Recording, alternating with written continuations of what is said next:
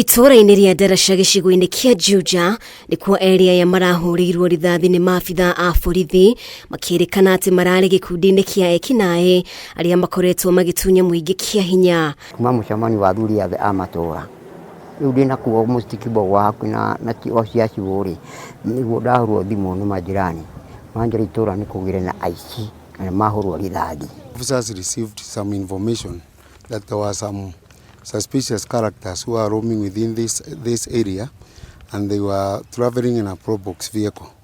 So the officers followed them, and on arrival to that place where we are, one of the gangsters started exchanging fire with the officers.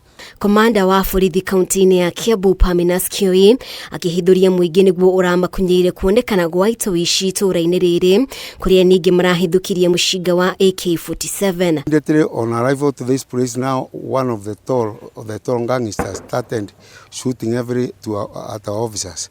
So that is where now the firing ensued, and during that time now, two of the gangsters were fatally injured. In that discovery, we have been able to recover this AK-47 as we have seen.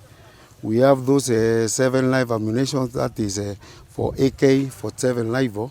Ukiri uguo umwe wao ni arahotire gwithara ukirikana akoretwo akiruta wira wa guthondeka ngari itũra-inĩ rĩrĩ. We have been able to get the name of the guy who has ran away, and he has nowhere to go. Let him just surrender because we are going to get him. Aikari kuma itũra-inĩ rĩrĩ rĩu magĩcakaya kuongerereka kwa ũhaguku wa ũgitĩri kĩgia kĩũria abitha a borithi ũkorwo wĩ maitho kuona ciĩko cia wĩkinaĩ nĩ ciongererekete na njĩra nene. Gĩkoretwo mũno gĩgũkũ ũrĩmi wa mahiũ no ũhoro wa indo ici irĩ cia automobiles irĩ well nĩ hĩndĩ iranjĩria gũ crop.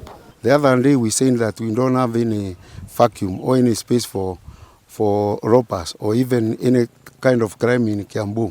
So we are on high alert, and immediately we get on with them. We are not going to spare them at all. Kiribotera Kameme TV, rĩtwa rĩakwa nĩ Mũmbi Wachege.